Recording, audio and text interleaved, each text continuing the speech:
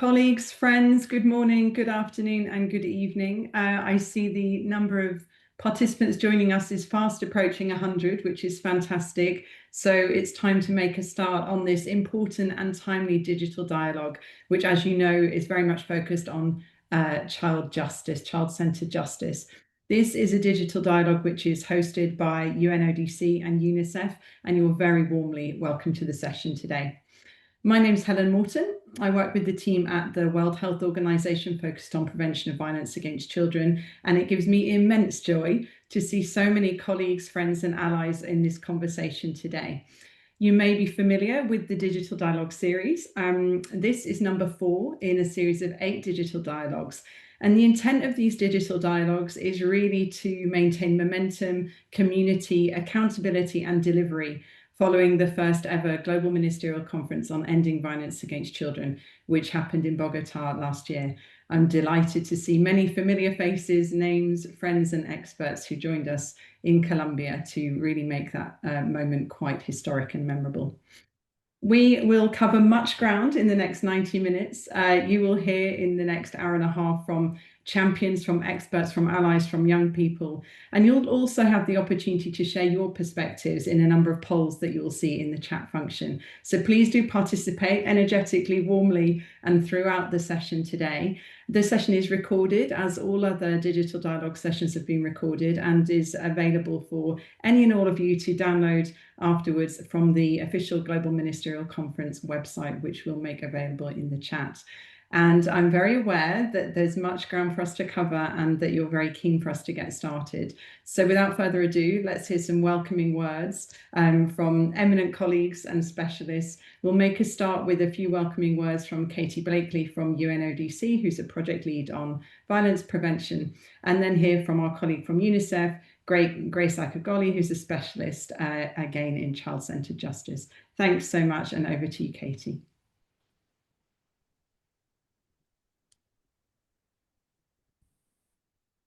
Thank you so much, Helen. Good morning, good afternoon, and good evening, everybody.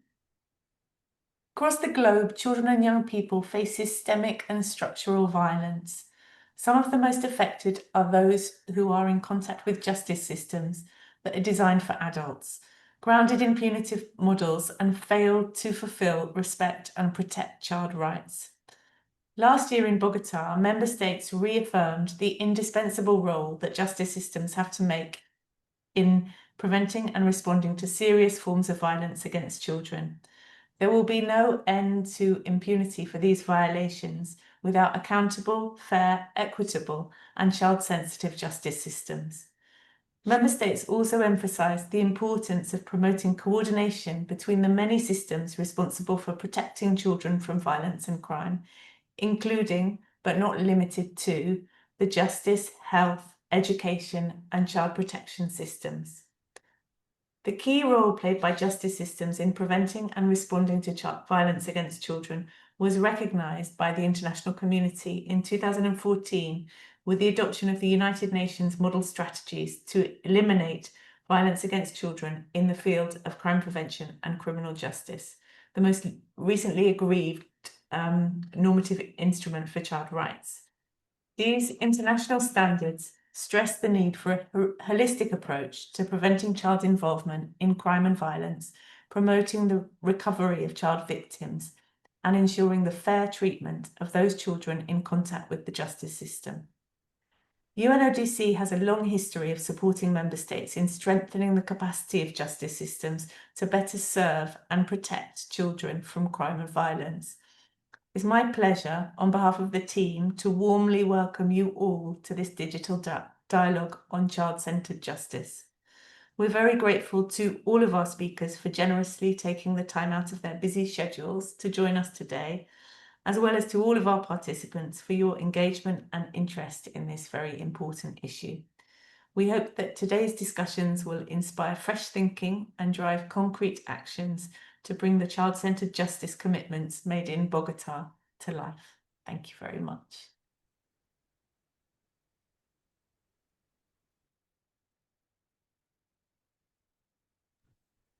Thank you so much, Katie. I'll now hand across to our expert colleague from UNICEF, Grace, if you're ready to offer some welcoming words to our participants.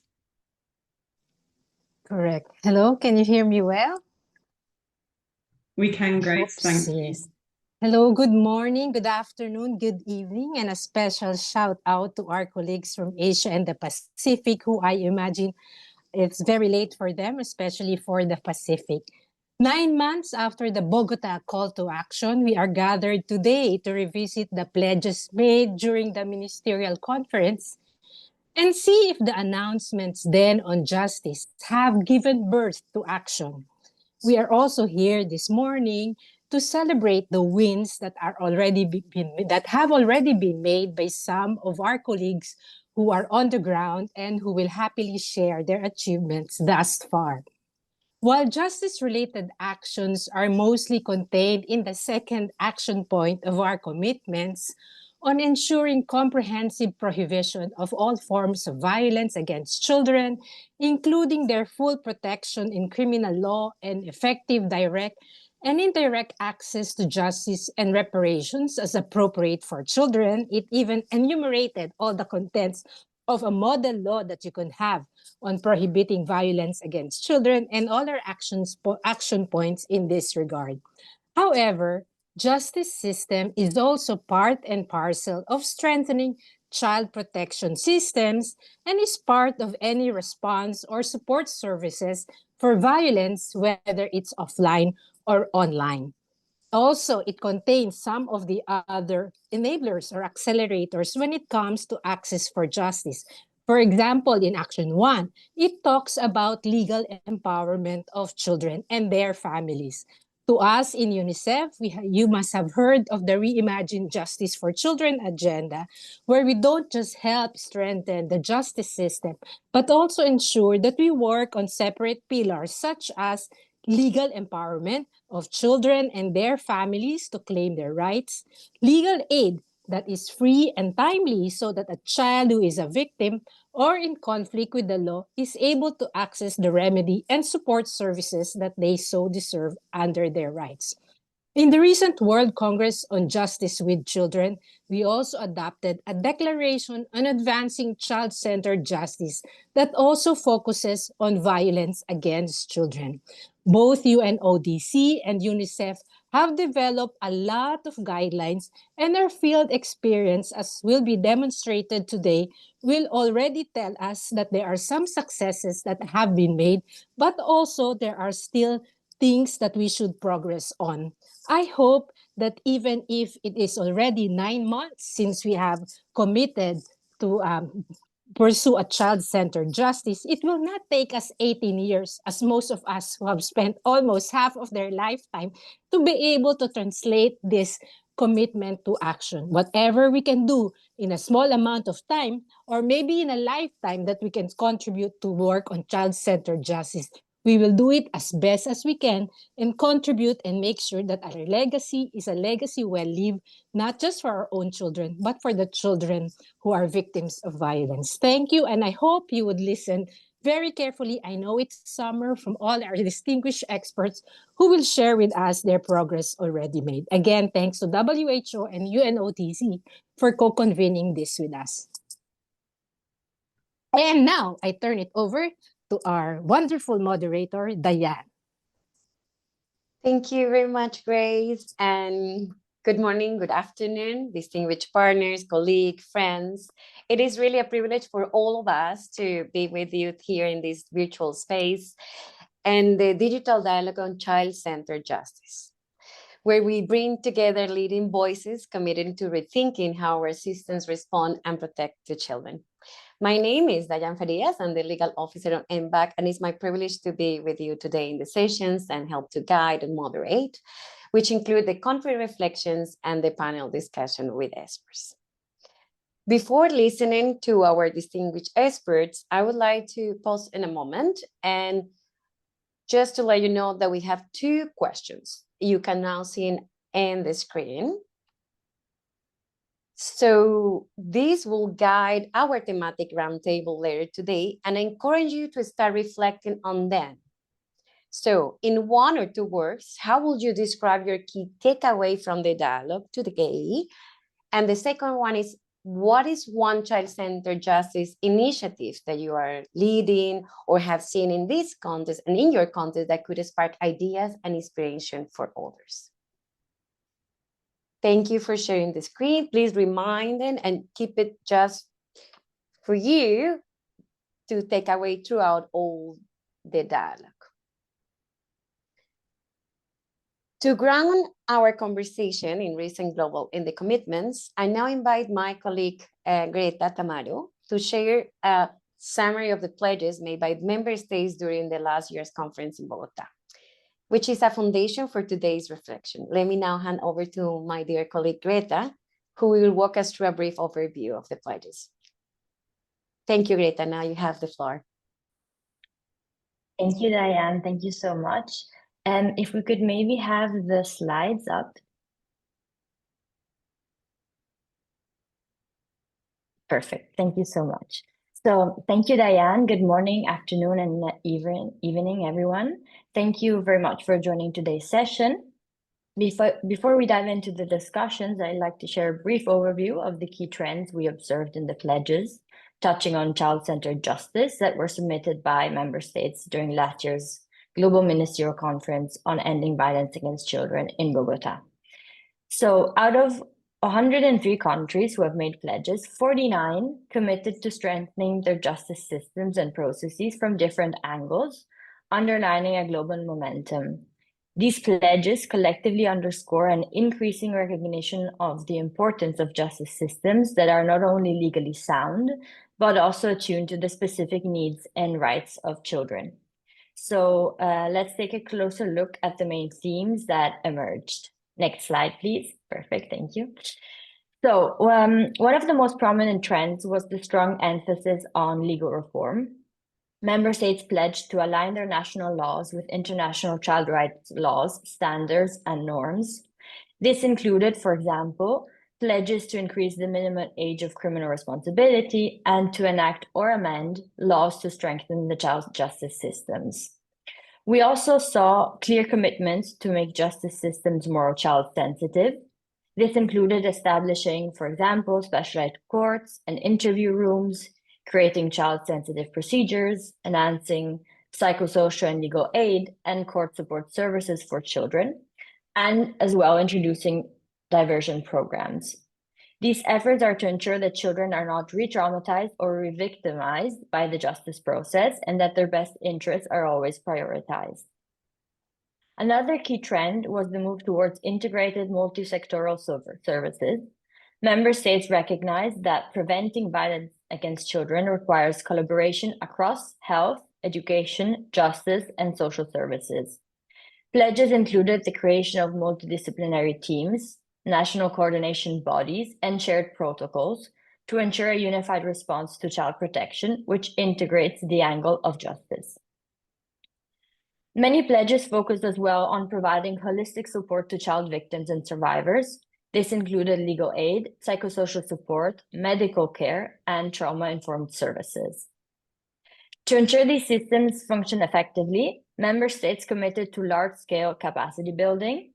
This included regularly training professionals across justice, health, education, and social services, and institutionalizing continuous professional development. Lastly, in response to the escalating threat of online exploitation and abuse, member states pledged to take decisive action by enacting legislation specifically targeting online child sexual exploitation and abuse, reinforcing the capacity of specialized cybercrime units, pursuing accountability, and promoting digital literacy and online safety among children and their caregivers. So the pledges made by member states in Bogotá, when viewed collectively, reflect a powerful commitment to place children at the center of any justice reform efforts, from foundational legal reforms to the institutionalization of child-sensitive procedures, from multi-sectoral collaboration to survivor-centered care, and from capacity building to the protection of children in the online environment. The trends identified largely demonstrate a holistic and forward-looking approach. However, we also find it important to note that when viewed individually, the pledges may show a degree of fragmentation, and there are certain areas that have not received sufficient attention. For example, Further emphasis could be placed on allocating sufficient resources, strengthening accountability mechanisms, and engaging children meaningfully in decision-making to better support the translation of political will into concrete and measurable actions. It will be particularly vital to ensure the active involvement of children and young people themselves. Listening to their lived experiences and perspectives is essential to shaping justice systems that are truly responsive to their needs. These are some areas that would be helpful to consider, both in the implementation of the existing pledges and in the deliberations leading up to the second ministerial conference. We look forward to today's exchange of experiences, insights, and innovations that will help translate these shared commitments into meaningful, context-specific action across regions. Many thanks for your attention, and dear Diane, over to you. Many thanks, Greta, for this insightful presentation. What stands out is encouraging signal it sends. A significant number of countries are committing to strengthen their justice systems, especially for children. So this is something very important for us. It's a policy step towards building environments where children can really access to justice, feel protected, and see their rights realized, which is very important in our mission. Allow me now to open the first segment of the dialogue, country reflections. In this part, we will hear two perspectives, one from Brazil and one from Nigeria. Here is how the segment will flow for all of you to know. Each speaker will have 5 minutes for the intervention. After both interventions, we will present 3 follow-up questions to you, our audience. We want to make this interactive. We want to listen from you. So you will then be invited to vote on the question you find most relevant or thought-provoking. The question that receives the highest number of votes will be posed back to both speakers for the reflections. So if now is clear how the segment will go, let us now turn to our first speaker. It is my pleasure to introduce our first speaker, Ms. Marta Rodrigues de Assis Machado. Marta has served since 2023 as Brazil's National Secretary for Drug Policies and Asset Management. Prior to this role within the Ministry of Justice and Public Security, she was a full-time professor at Getulio Vargas Foundation Law School, where she co-founded 2 research centers, the Center for Crime and Sentencing Studies and the Center for Racial Justice and Law. She is also a senior researcher at the Brazilian Center for Analysis and Planning. And besides, internationally, she has collaborated with institutions such as the University of Bergen, Oxford Human Rights Center, and the University of Texas in Justice. Marta, we're very grateful to have you here. And thank you for sharing all your knowledge and your experiences. The floor is all yours for 5 minutes. Over to you. Muito obrigada. Thank you so much, Diane. Good morning, good afternoon, and good evening to all. I'd like to begin by expressing my sincere gratitude to UNODC and UNICEF for this opportunity to share Brazil's progress since the Global Ministerial Conference in Bogotá. For Brazil, the Ministerial Conference was a crucial opportunity to reaffirm our promise to advancing concrete and transformative actions. This is especially urgent given the daily reality for many children and adolescents in our country is still shaped by structural violence, deep-rooted inequalities, and heightened risks of victimization, particularly among the populations living in situations of heightened vulnerability. The pledges that our government made at the conference were closely aligned with a strategic course of action to eliminate violence against children and effectively created a protective environment against drugs and crime.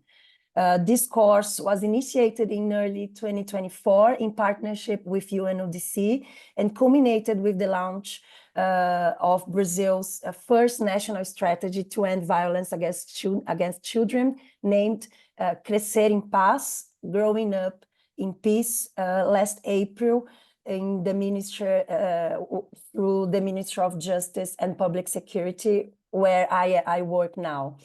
as the National Secretary of Drug Policy. But the strategy was a global strategy, a strategy that involved different parts of the Ministry of Justice and a lot of intersectorial dialogue.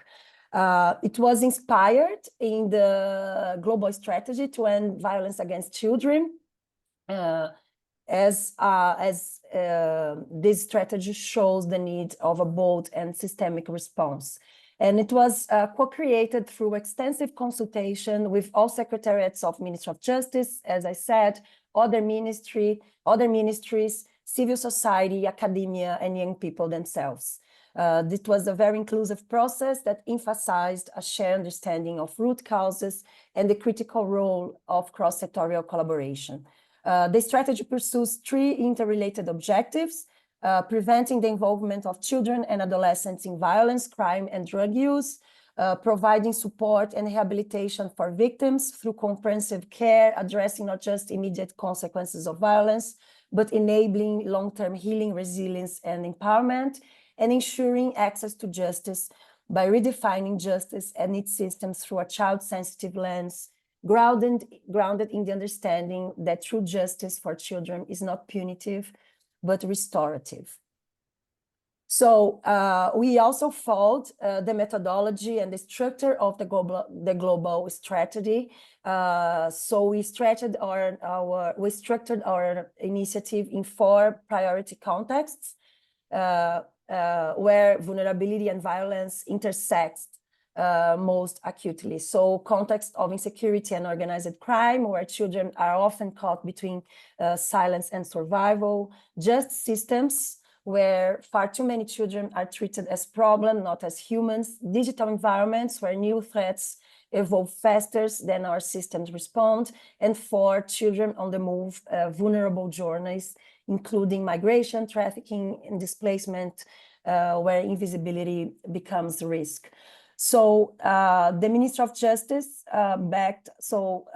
invested 82 million in this strategy for this year, and proposed 45 priority actions, which include the establishment of an amplified prevention system under the program CRIA, Prevention and Citizenship, CRIA, Prevenção e Cidadania in Portuguese, aimed at preventing violence, crime, and problematic substance use, as well as negative outcomes related to alcohol and other drugs.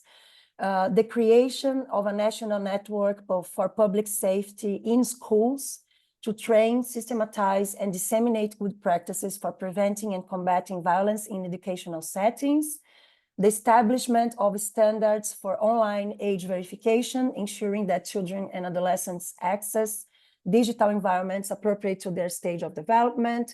And finally, the PRONAS Youth, part of the National Program for Public Security with Citizenship, focused on adolescents and young people at special risk of being recruited by organized crime.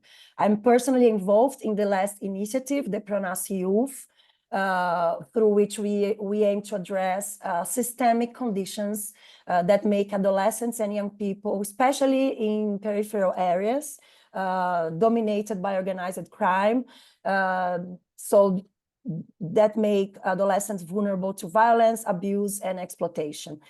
This initiative is grounded in the belief that empowering youth, offering education, culture, sports, and opportunity is key to disrupting cycles of violence. So by listening to their perspective and supporting their agents, we are not only protecting lives, but we are building more resilient, inclusive, and just communities. Brazil recognized that protecting our children and adolescents demands systemic transformation, a complete rewiring of how we approach child protection. And I think the strategy Crescer em Paz is an answer, is a first answer to this view, an answer to the view that isolated policies, reactive measures, and fragmented services are never enough, and we need a paradigm shift. A strategy that tackles root causes, repairs broken systems, and reclaims every child's right to grow up in peace. So that's what we expect with our Crescer em Paz, growing up in peace strategy. Well, just to finish, I couldn't finish without saying that the launch of the strategy would not have been possible without UNODC's leadership and the brave commitment of our partners. With UNODC support, we moved from principle to practice and for aspiration to action. So Brazil embraced this vision, and we had a lot of technical support in order to translate this vision, the idea of paradigm shift into a national policy. We are very proud to be the first country to partner with UNODC in developing a national strategy to eliminate violence against children. We encourage our countries to follow suit. So we in order to advance child protection, to match our words with action, our intentions with investment and commitments, and our commitments with courage. Thank you again for the opportunity to share Brazil's progress. I look forward to hearing from the other speakers and to listen to the questions and reflection from the audience. Thank you so much. Back to you, Diane. Thank you for the space. Thank you once again for this insightful intervention. Your participation offers a practical example of how build up a strategy, Crecer en Paz, with two elements that stand out. One is very paradigm shift by bringing all the actors and sectors together, having a systemic approach to that, bringing justice, health, education, all together, and community, very important as well. And another point that it really stands out is the initiative that you are leading, that is having meaningful role for young people as partners.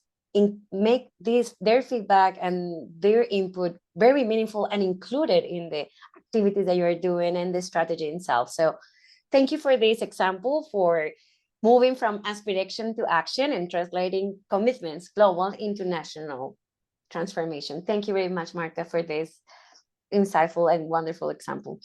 I will now move to our second speaker, is Ms. Dana Casely. Here. She is a registered nurse and midwife from Adamawa State in the Northeast Nigeria, a region deeply affected by conflict and gender equality. Her lived experiences have inspired a lifelong commitment to transforming global commitments into action. She has dedicated her career to advancing the SDGs in a way that are both practical and personal, with a strong focus on the SDG 16. Dana serves as a white youth peace champion with the United Nations on Drugs and Crime, UNODC, and the Stride Juvenile Project. And in this role, she supports advocacy and reintegration initiatives for children associated with armed groups, while actively contributing to community-based peace-building efforts. So, Egna, I can see you now and the panelists. Please, the floor is all yours.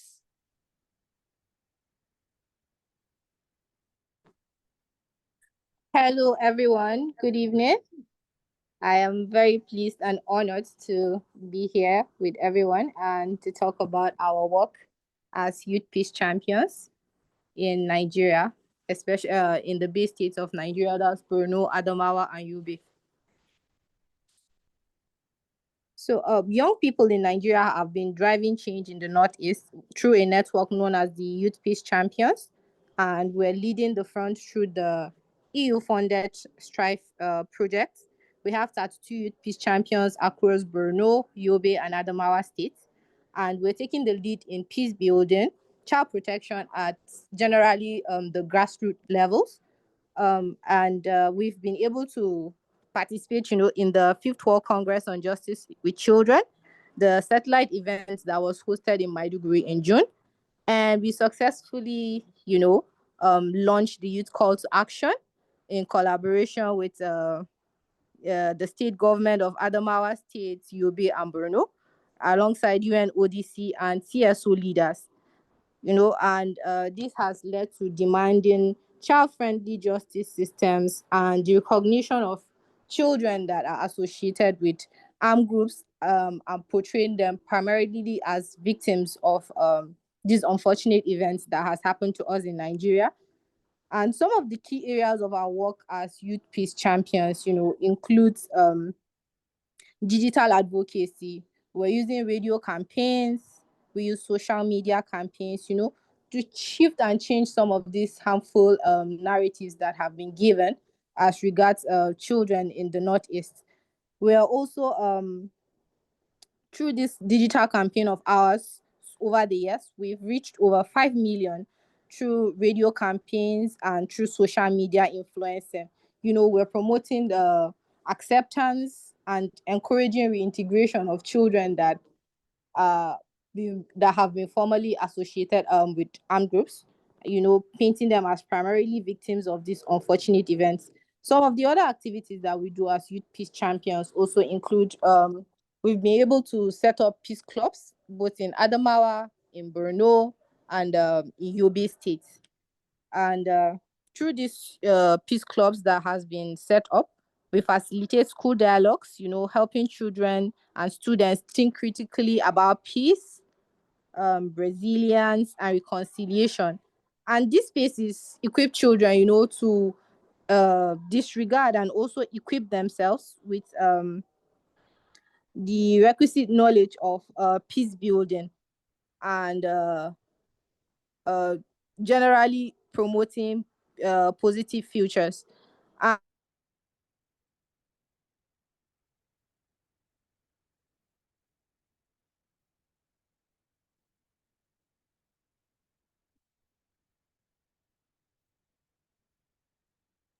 Egna, can you hear us? We may be facing some. Hi, am I still audible? Yeah, now we can hear you back.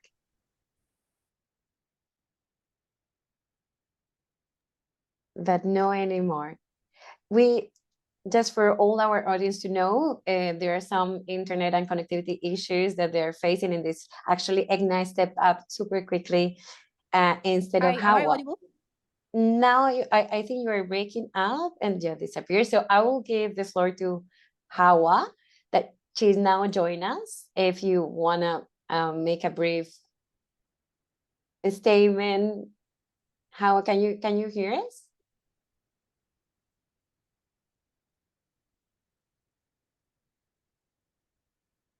Then we will just continue. We hope any Egna Hawa could be with us in the follow-up questions.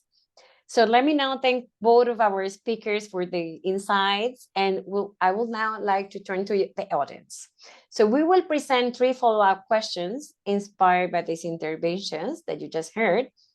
You will be invited to vote on one of those, the one that you find the most relevant, the most thought-provoking. So please take your time, read the questions, choose one, and the question that receives the highest number of votes will then be posed to our both speakers. Please take a moment, review the options, and vote when you're ready. Thank you all.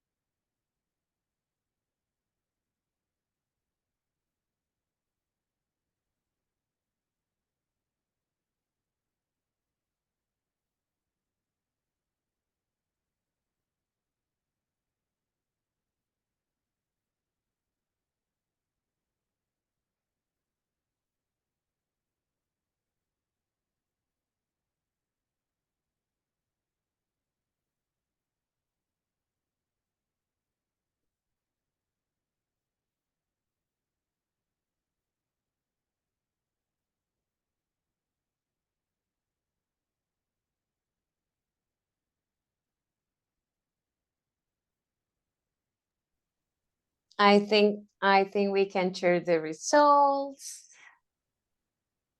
So we got the first question with 47% of the participants, and the first question is, what is one specific way in which the United Nations can better support member states to advance child-centered justice? So I will give the floor to Marta to go back and listen from you. Thank you, Marta. Okay. Maybe I can just tell the process, a little bit about the process that we really had UNODC on board, helping us to shape our strategies. So I think the global strategy set a very interesting frame for us to work, and that was, I think that reflection, we benefit a lot from that previous reflection of breaking the silos of specific policies and subjects and looking at context. I think it was using the frame was interesting for us.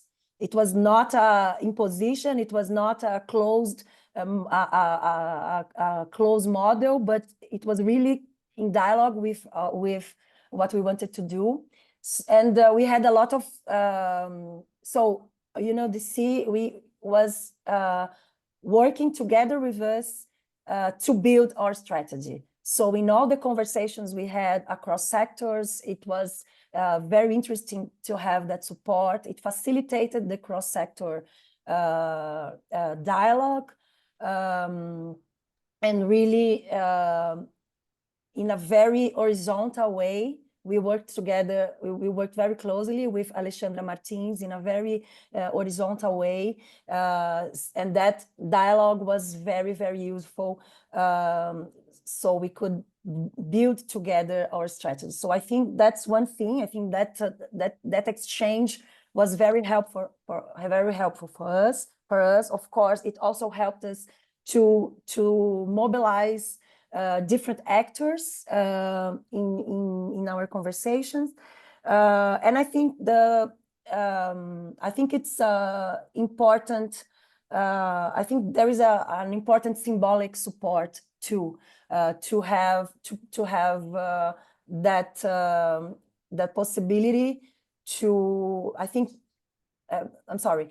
I'm a little bit confusing because I'm just improvising, but I think there is an added value to provide such a platform that we can exchange experience between countries. We can exchange experience between South and South countries. I think it's very common that we compare ourselves to countries for the North. And I think that platform, that UNODC provided different ways that we could communicate more and know more about other countries for the South. And I think that's also something that's very, very important, that to have this opportunity to be in such dialogues and shared reflections. Thank you for that insightful answer. And also, one thing that came up from you is like the space for dialogue, for exchanging with others, for reflections among different sectors, different perspectives, and seeing that what everyone is working for is not fragmented or separated, or it's not just the role of one of the sectors, but it's a common and shared objective that you have. So bringing what everyone has and the added value will protect the children. So thank you for this insightful intervention. And I will ask, I will turn now to our Nigerian speakers and see if maybe Egna or Hawa is with us, or if they still having like internet issues. Just to try to give them the Thank you. Great. Please go ahead.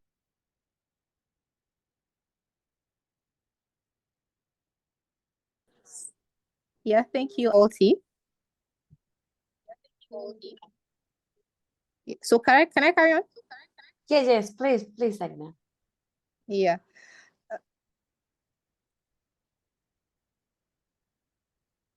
Yeah, so I was talking about the Youth Peace Initiative in Nigeria, and then I was talking about our engagements as Youth Peace champions.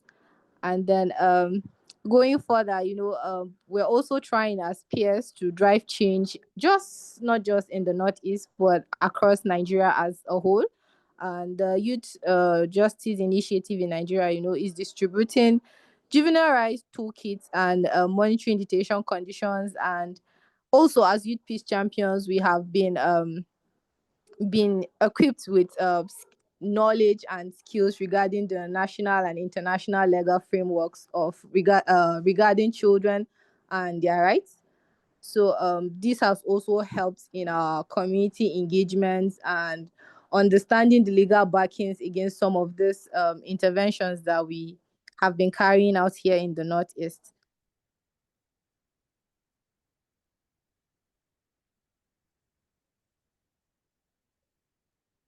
I think So yes. Okay, I'm back now. Sorry, my connection. I don't know what the problem is. Yes, you're Yeah.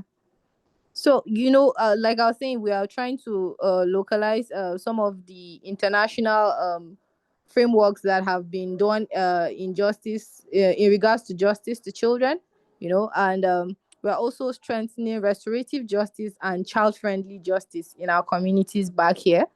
And we've been trying to bridge the gap between formal justice systems and our traditional community structures here. Through this, we ensure that children are treated with dignity, fairness, and not just retribution, And changing minds through media and storytelling. Has been also one of the key focal points that we've been using as Youth Peace champions in strengthening peace conversations here in the Northeast. We also leverage on both traditional and digital medias. Like I said earlier, we use the radio, we use social media, we use social arts and visual storytelling.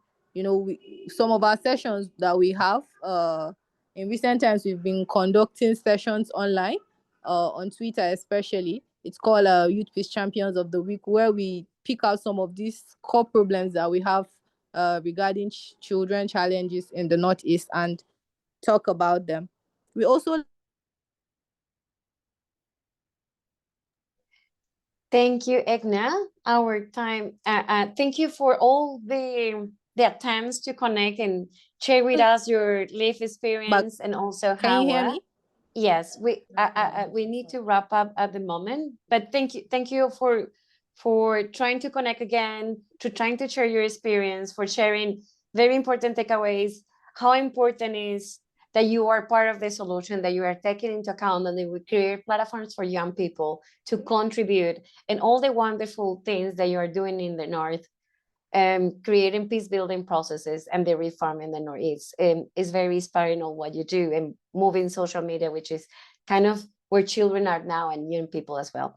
Let me now both thank you for being with us. Thank you for trying to overcome the obstacles with connectivity, especially to our guests from Nigeria. Now I will move to the second segment, which is our panel discussion. Thank you for sharing these wonderful pictures of our experts. In this part, here is how the segment will run. I will pose a dedicated question to each of our panelists. Then each panelist will have 5 minutes for the answer. And after all these interventions, we will again have 3 follow-up questions for you to both. And then the question that receives most of the votes, we will pose it to the panelists. So in view of the time, Ava, are you with us? It is my pleasure to introduce our first panelist, Mr. Abali Yarima Mustafa. He is a National Project Officer with UNODC, very respected peace, climate, and security expert from the northern of Nigeria. His work spans from child protection, preventing violence, extremism, and irregular migration. Ava has delivered interventions at forums like UNGA 79, Green Jazz, CCPCJ, Crime Prevention and Criminal Justice. the ECOSOC Youth Forum, and he also is a fellowship in the European Parliament, an active member of Chatham House Common Future Conversations. So dear Ava, please, are you with us? I would like to listen from you. Yes. And the question for you will be, please describe UNODC's added value in constructing and advancing justice in Nigeria. Please share with us specific examples of lessons learned from initiatives that have influenced state-level policy or programming in relation to child-centered justice. Over to you, Anava, and it's a pleasure to share with you. Thank you very much, Diane. Thank you very much, everyone, for sharing your perspective and your insights. And apologies for Edna's earlier intervention. She seems to keep joining and rejoining. We have a terrible internet connectivity today and had a blackout. So apologies if we keep showing on and off. But this is really important for us, and we do consider this as a platform for us to share the work UNODC is doing in Nigeria, in ensuring that most of our approaches are not just at the top level, but it does encompass a whole of society approach. Diane, I do have a prepared speech for this, but considering the perspective and insight that has been shared, I do not want to read the script. So I would really share my perspective from working in the field with this regard. We will appreciate it. Please feel free. Perfect. No, perfect. So UNODC has been working in Nigeria for a very long time with the federal government of Nigeria. Specifically, when it comes to the justice system, we work with the Federal Ministry of Justice, which is the motherboard of the justice system in Nigeria. And we do operate a federal system in Nigeria's constitution. So we have state-level attorney generals who also have the mandate to come up with policies and laws and legislations that, if adopted by state executive council, which is the governors, for instance, it becomes a law at the state level. But part of the work I do for UNODC in Nigeria includes ending violence against children, specifically looking at children that are associated with terrorist and violent extremist group through a project called the Strive Juvenile Project that is funded by the EU. And one of the initiatives we have, which is one of the lessons learned, is the Youth Peace Champion Initiative, which you have heard one of the speakers talk about their experiences and all of the important works that they are doing. So UNODC's added value is not just supporting, as what we usually do, technical assistance to member states. No, it also includes working with the member states on this long journey of ensuring that we have been able to translate this legislation and this technical assistance that we have been able to render into a more practical terms at the local level. And part of it now includes different programming that United Nations Office on Drugs and Crime Nigeria is doing with the federal government of Nigeria through, for instance, offices like the Office of the National Security Advisor. And I know this is the more technical part, but the part that I do honestly do enjoy working with is how best do we now translate these laws into action? One of it is we, together with the federal government of Nigeria, launched a political declaration in December 2022, which recognizes the legal status of children that are associated with terrorist and violent extremist groups as primarily victims. It's a very fancy statement to say, but for a country like Nigeria that has more than 200 million population with different legislations across and beautiful policies around, translating that into action is the most difficult point. So we started operationalizing this with state local authorities in the states of Borno, Yobe, and Adamawa, which are the most severely affected by the insurgents of Boko Haram and ISWAP in the region, where children are constantly being recruited, exploited, and used by this armed group. And our project has a multidisciplinary approach and multi-sectoral approach. One is we have been working with community leaders and the Youth Peace Champion that have just spoken. We have almost 32 of them in the region now, to do a lot of community outreach and let people know about the phenomenon itself and to know about the existence of such legislations. And that has significantly helped in impacting people's behavior towards children that are associated with armed group, but also has helped them to know of this concept of primarily victim that lays in this beautiful document called the Nigeria Call for Action.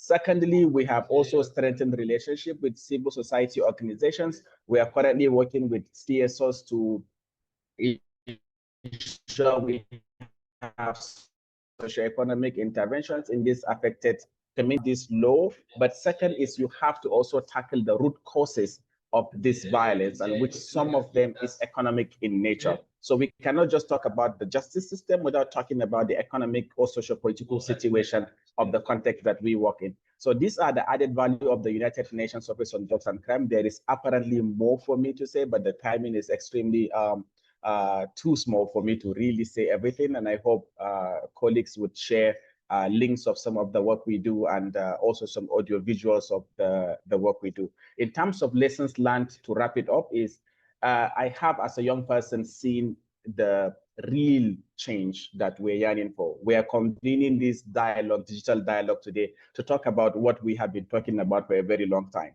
But today, at least, we're talking about solutions and not about the same problems, you know, and I'm happy to hear someone saying, oh, we have been able to do this, we have been able to do that, and not saying, oh, we should do this, or we should do that. So I think I have realized that, and as a lessons learned in our project, we worked with young people, and this is the Youth Peace Champion Initiative, and they started working with young people from around the world,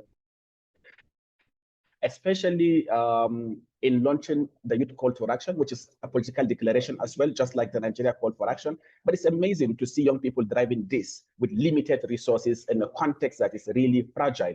But for them to come up with a Youth Call to Action that has been now endorsed by 3 state governments in Nigeria speaks a volume of the essence of involving youth voices and young people's participation when we allow them to exercise this creativity, and for them to work with children in ensuring that child protection is not just a dream, but a lived reality for all. Thank you very much, Diane, and we'll be happy to take any other questions. And over for now. Ava, thank you for bringing up the perspective of the youth, the involvement of the youth, and the need to take into account your ideas, and also create an environment for you to thrive and to create.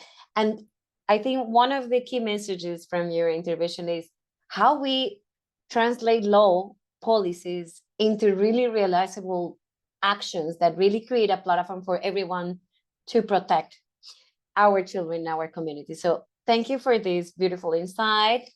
Now, let me turn to Mr. Ben Wildfire, Child Protection Specialist for UNICEF Pacific, where he leads child justice work across 14 Pacific Island countries and territories. A qualified lawyer, Ben has over a decade of UNICEF experience across 5 countries and 3 continents. Thank you, Ben, for being with us. Considering the Fiji's pledge on child justice reform, we would like to know more about it. Could you please share examples of how community-based approaches like diversion are being promoted, and what opportunities exist for further improvement? Thank you. It's a pleasure to have you once again, and over to you for 5 minutes intervention. Thank you, Ben. Okay. Yes, first of all, thank you so much, Diane, for the question. Thanks a lot to the other speakers for the really great comments and presentations so far. And a big thanks to the organizers for the opportunity to be here today to discuss Fiji's progress kind of in this area of ensuring access to justice for children. So I think the first thing I would say is that Fiji has already lived up to a big part of its pledge from the Bogotá conference. As only a month or 6 weeks after the conference in December of last year, the government passed 2 long-standing pieces of legal reform, the Child Care and Protection Act and the Child Justice Act. So these 2 pieces of legislation replaced previous legislation from the British colonial era and largely brought Fiji's framework for child protection and child justice in line with international standards. So, for example, the Child Justice Bill raises the minimum age of criminal responsibility to the CRC recommended standard of 14, which Fiji is actually the first country now in all of Oceania to achieve this standard. And the law outlines a system for the child-friendly administration of justice more broadly. Specific to the question that you asked, Diane, it also brings in broad options for diversion of children in conflict with the law. So now that the legislation is passed, UNICEF is working with the government of Fiji to prepare for its implementation. One key milestone actually already occurred last month with the government allocating significant public resources in its latest budget to support implementation of the Child Justice Act, and particularly the elements related to diversion. UNICEF is now working with different government agencies, so with the ministry responsible for social welfare, which is the Ministry of Women, Children and Social Protection, the Ministry of Justice, police, prosecutors, judiciary, so all the different agencies you need to work with to make diversion work.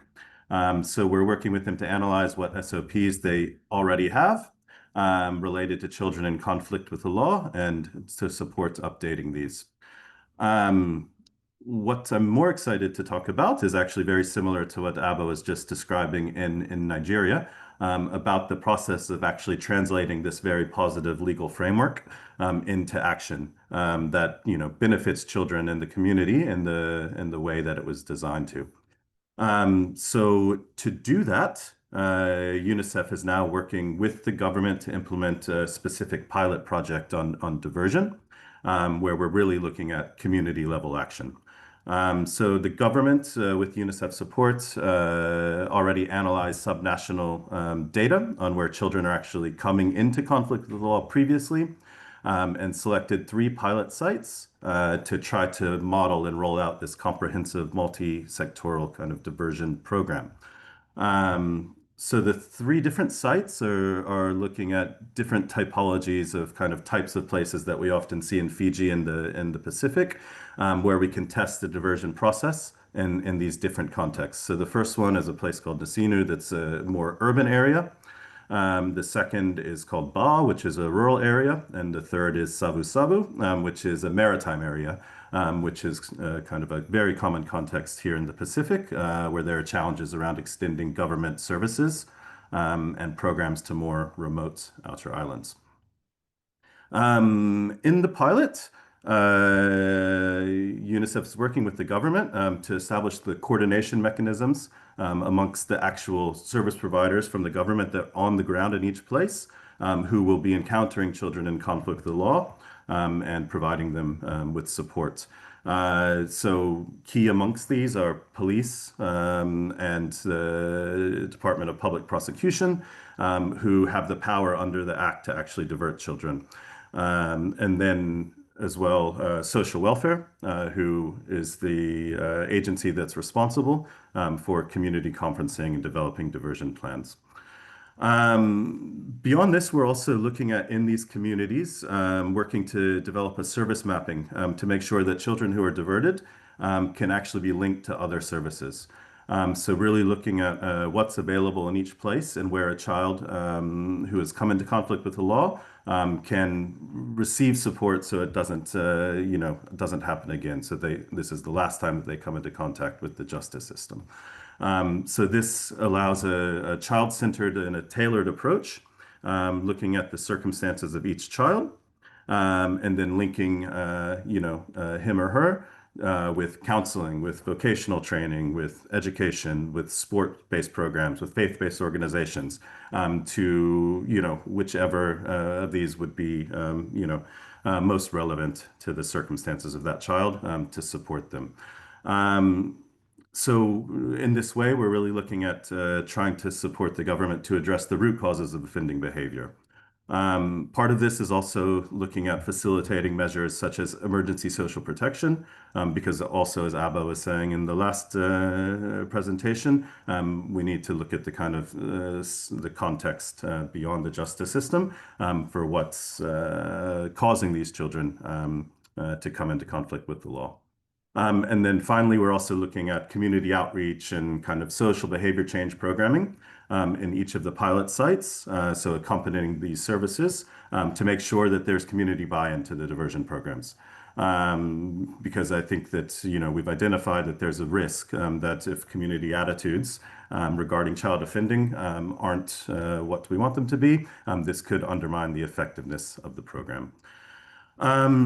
So just in summary, we believe that the pilot process will really allow the government of Fiji to test different strategies and to establish what works in the specific Fijian context, to implement the forward-looking legislative framework that's now been established.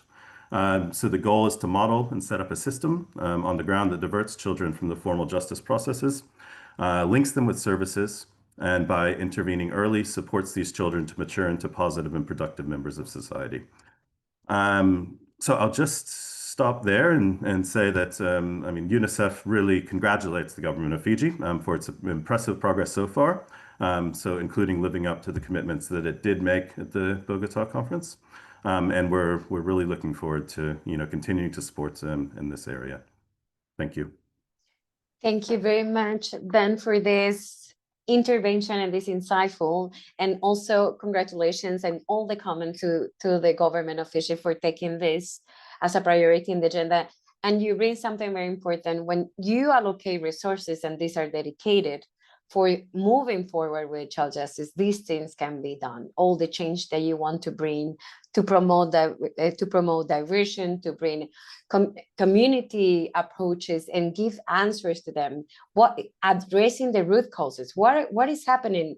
What services these children and these families are not having that are ending up in contact with the system. So this is a wonderful experience. Thank you very much, and comment again the government of Fiji for wonderful implementation and all the best. And we really hope that the diversion gets really all the best results and children are with more access and thriving in society. So thank you, Ben, for this. Now it is a great pleasure to introduce Dr. Bernadette Madrid. She is a founder and director of the Child Protection Unit at the University of Philippines, Manila, Philippine General Hospital, widely recognized as a global best practice.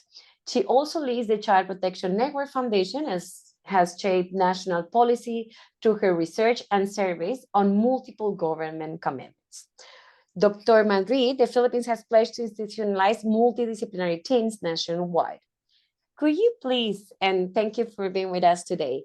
So the question for you will be, could you please share your insights on the establishment and evolution of the Women and Children Protection Units, particularly from the perspective of legal services and their nexus with sectors such as health?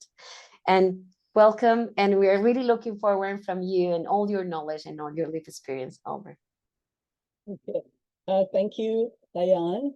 First, I will describe what are these Women and Children Protection Units, and then the Philippine promise of universal access to these Women and Children Protection Units, because the pledge is that all government hospitals in the Philippines would have a Women and Children Protection Unit.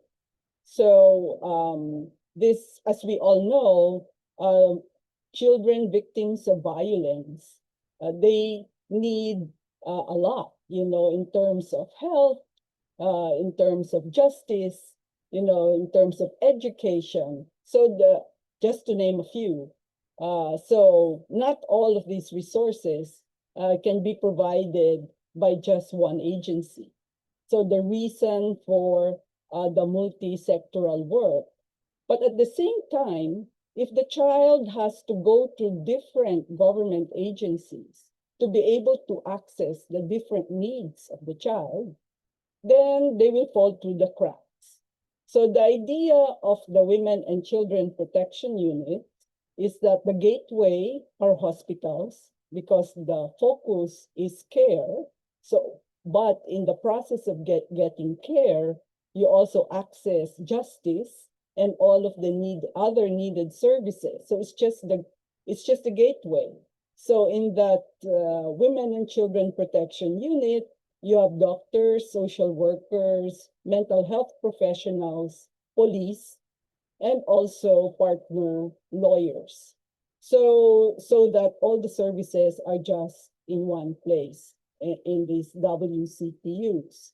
Now, it started with one at the Philippine General Hospital, and we quickly realized that one WCPU is not going to make a dent, because the Philippines has 115 million population and still growing, and at least 40 million of that are children.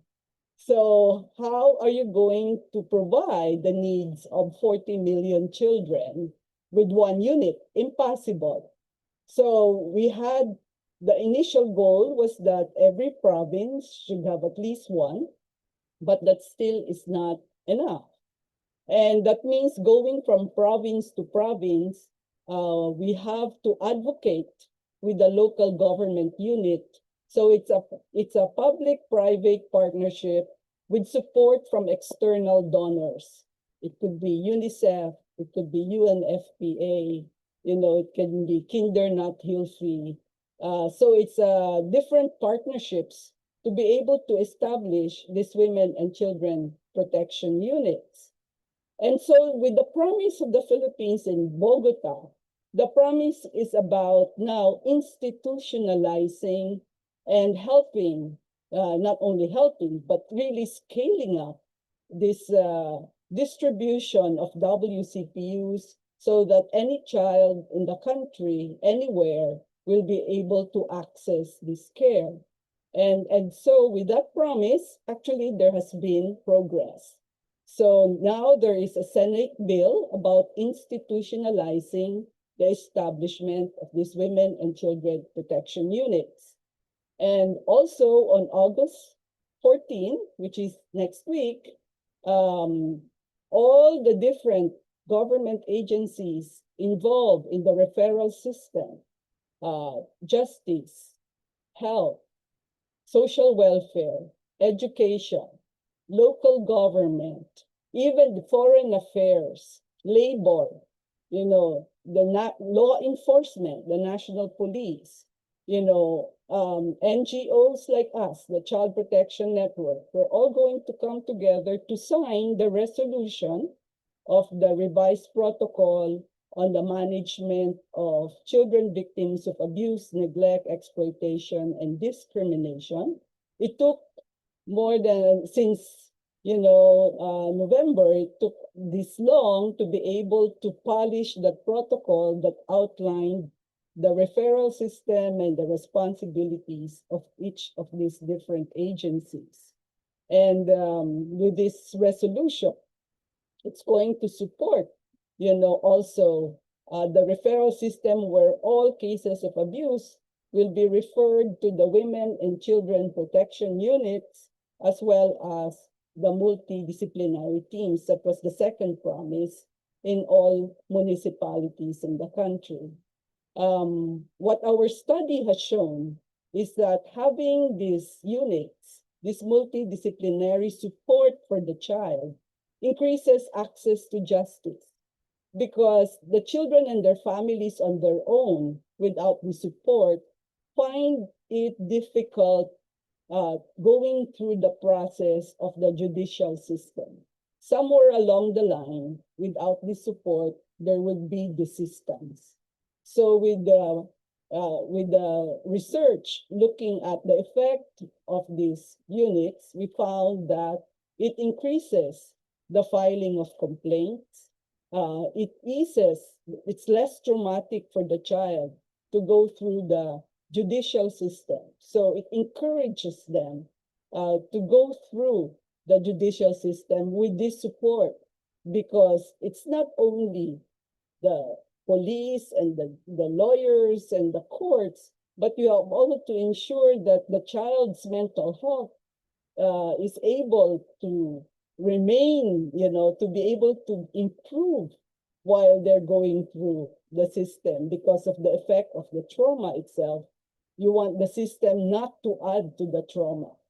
So we're very happy to say that this pending bill is being supported by all the sectors, highly supported. And I'm sure that this Senate bill will pass, especially with the government pledge in the Bogotá conference. So with these two developments, I think that we are on our way in terms of accomplishing the promise of Bogotá. So thank you. So that I'll answer some of the questions later. Bernadette, thank you very much for your dedication, your heart, and all what you have achieved for these children and their families. It's amazing. Here we see how from law we can change when we bring together all the stakeholders. But here with your example, we can bring how practice and bringing together access to services, what these children need, what are the root causes, why you are providing with health, legal support that encourage to go through the systems that are very scary. Even for adults, these systems are not designed for them. And for us also it's scary. So you actually make it possible to hold accountable perpetrators, but also get justice that will, of course, leave the way for generations to come to free from this trauma and from this pain. So thank you for all this wonderful work, Bernard, that you're doing and this practical example. Now, our panelist, Mr. Professor Cedric Fossard, founder and president of the International Center for Justice Alliance, visitor professor in children's justice at Manchester Metropolitan University, and a leading global voice on child rights and justice reform. Over the year, Cedric has helped shape international discourse through initiatives such as the World Congress on Justice with Children, and his leadership has been instrumental in advancing advocacy at policy at national, regional, and international levels. Cedric, thank you for being with us. It is always a pleasure.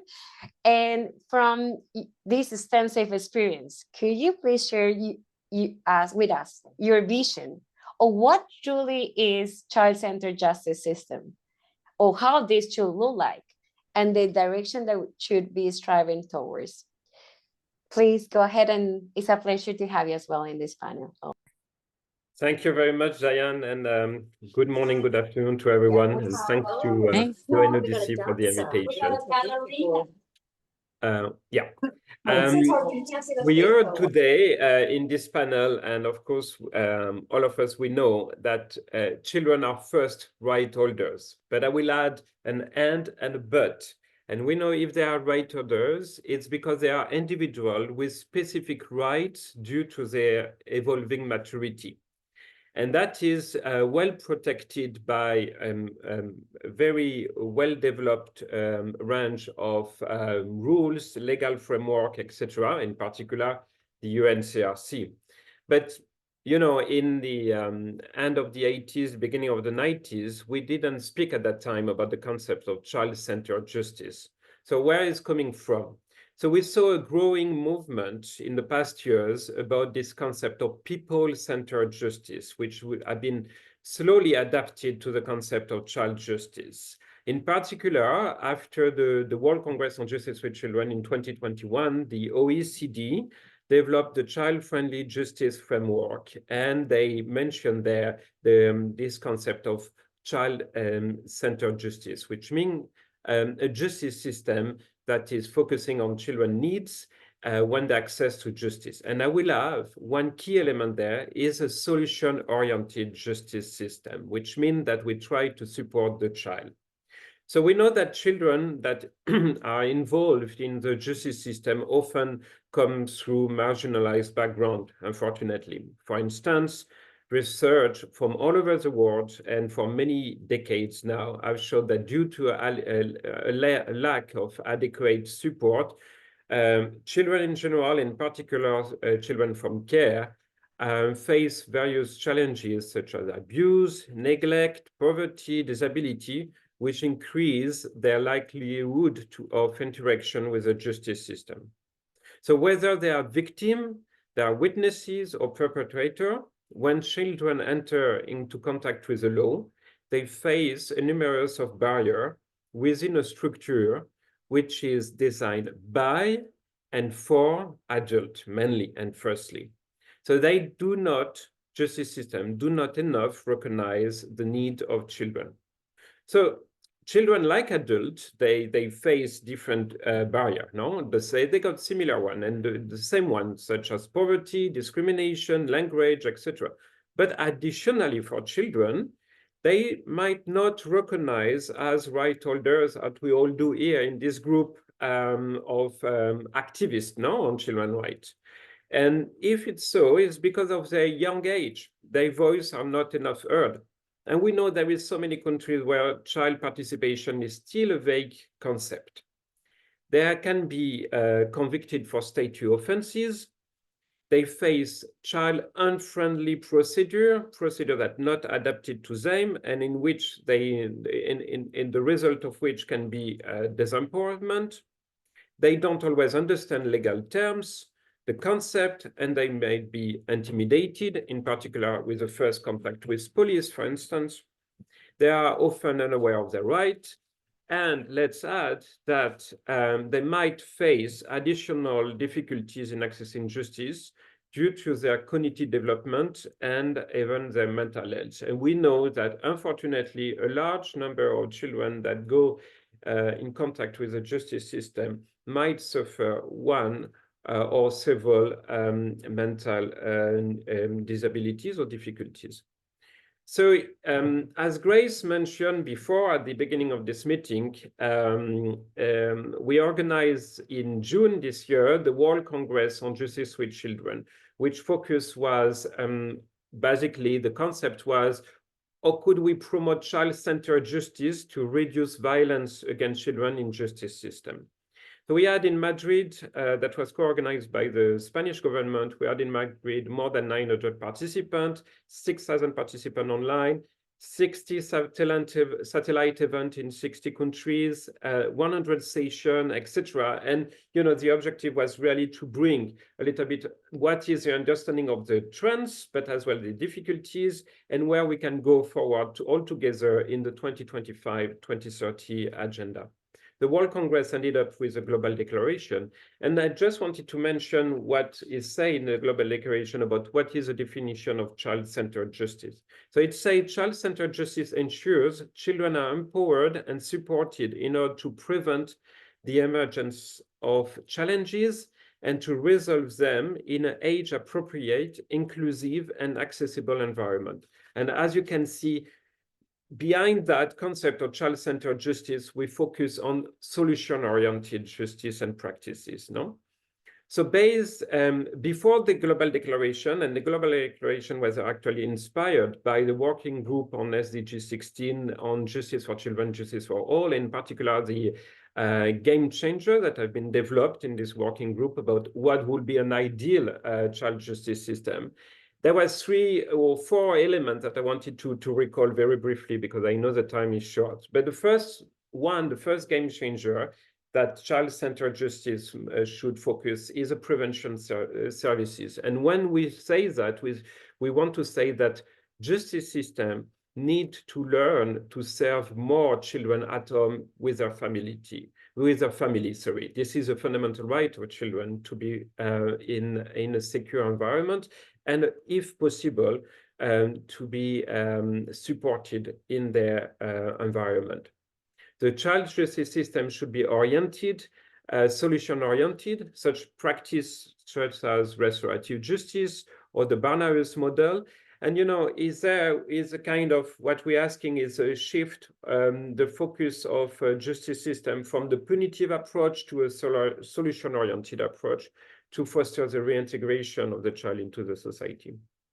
There is another element which is extremely important, which is the development of procedural safeguards for children, which include complaint mechanism, age-appropriate information and support, but as well the, let's say, the ensuring that justice system for children follow the evolution of the society. And I will just mention here the new development of justice systems through digitalization of justice and how procedural safeguards are developed to protect better children in digital justice.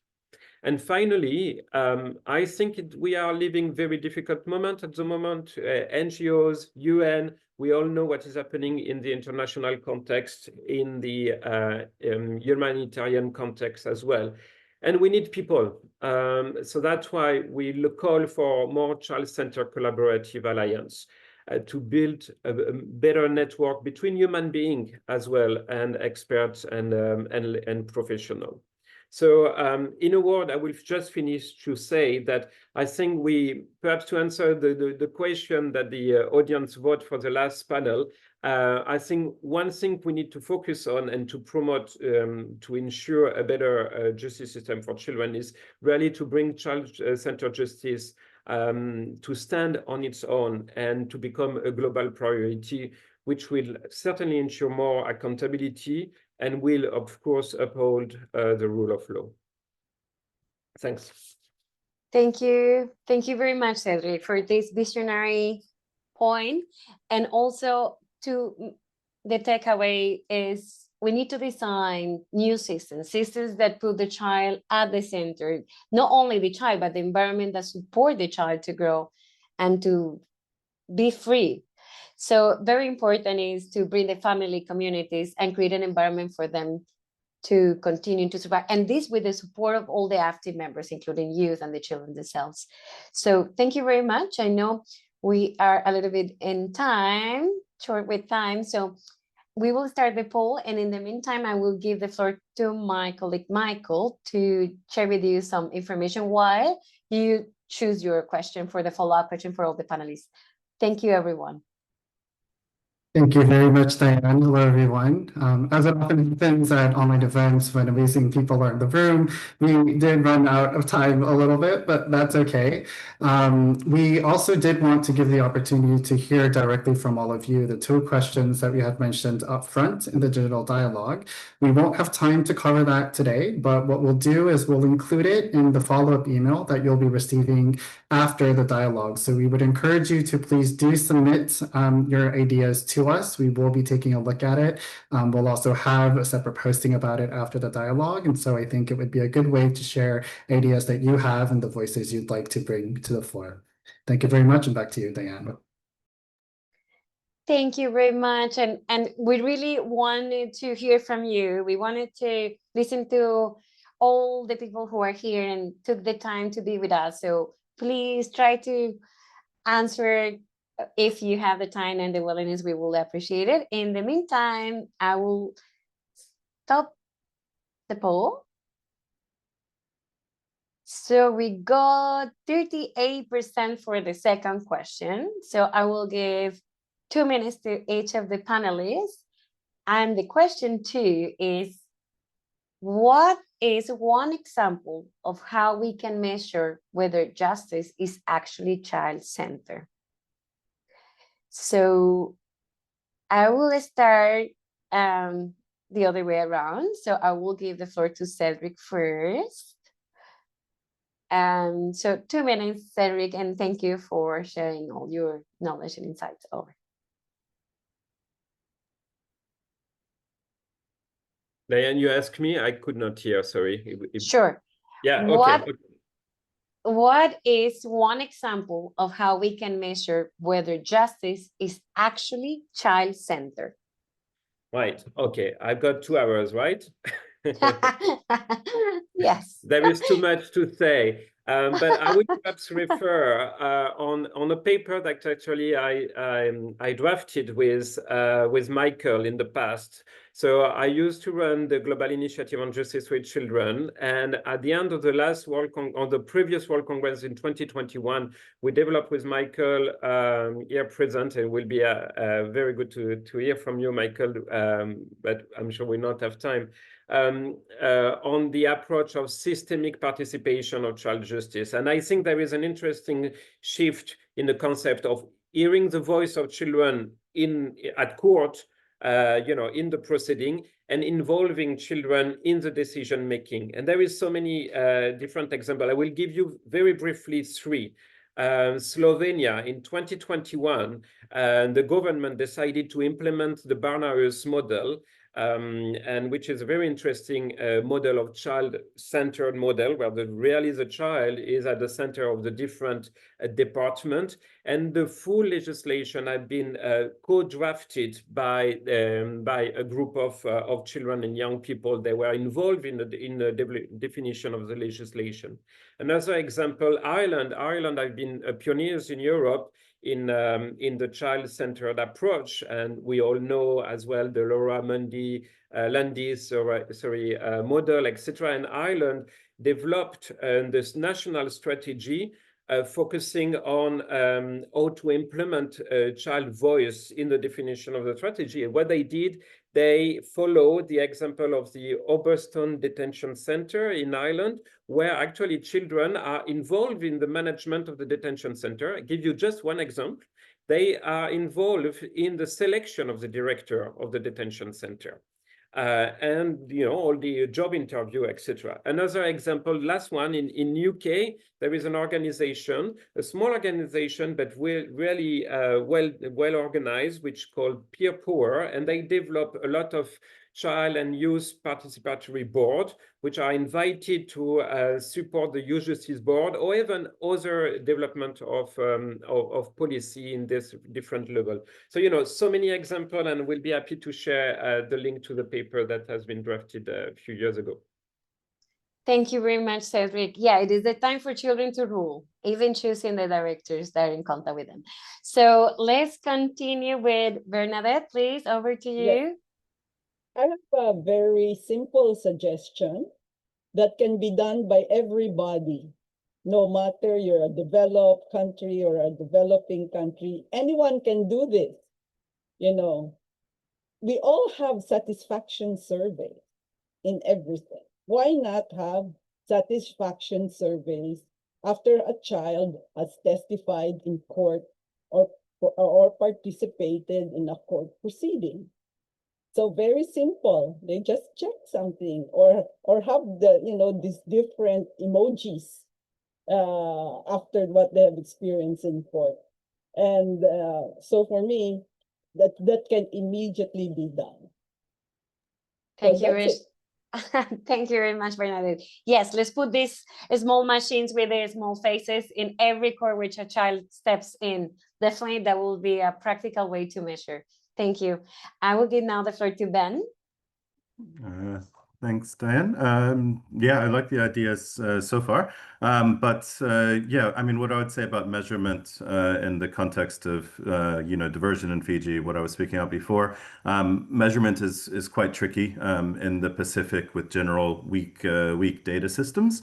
So as part of the overall pilot process that we're working on with the government, we're looking at experimenting also with digital case management systems. So in the diversion process, so looking at things that are very simple, tailored to the capacity of the people who will be using them, but also the digital penetration in the Pacific, where, for example, some outer islands have very limited connectivity. So this type of system could improve both service delivery, but also allow measurement of actual outcomes. So see if the diversion program is achieving what we think it will. Looking at the number of children who have been diverted, the services that they're linked to, rates of recidivism, are they coming back into conflict with the law? So then, in this way, measuring actually if this is, in the best interest of the child, is it working? Is it doing what we are hoping it will and what we think it will? Thank you. Oh, thank you for bringing also that in. And I will give the floor to Aba quickly because we need to close. Over to you. No, I don't have anything much to add, Diane. I totally resonate with the tab that you have with the emojis where people would do a satisfaction survey, especially children with that, and also with the data management, digital case management that Ben talked about.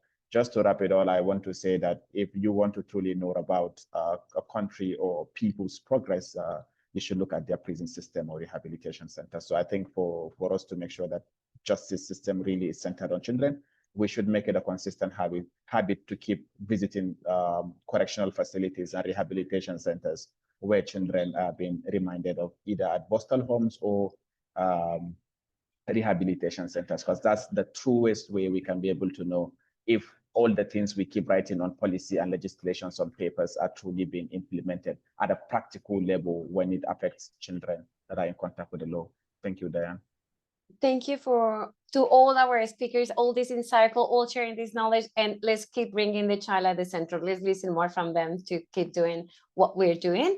We'll give the floor to Helen to do the closing. Thank you very much for all the people who have been here. We really appreciate that you listen to us, all our speakers to contribute and the great work that you do and the impact that you have in the communities. Thank you. Over, Helen.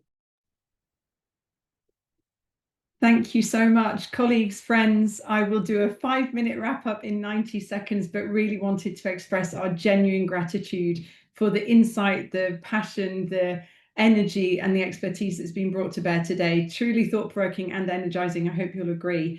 We've heard a huge amount today. We've heard about pledges and that 49 governments made pledges in terms of child-centred justice. But can we imagine what it would look like if all 193 governments made pledges and then implemented those pledges? We've heard from Brazil and being given a true example of what it looks like to be a pioneer and a leader in the field. But can we imagine what it would look like if every member state had a national strategy in place? We've heard from Nigeria, from our youth peace champions, from ABBA and from Edna, in terms of what it looks like to really translate laws into local level action, and what it looks like to ensure that harmful narratives are challenged by young people and by children who have lived experience of having to work within this process.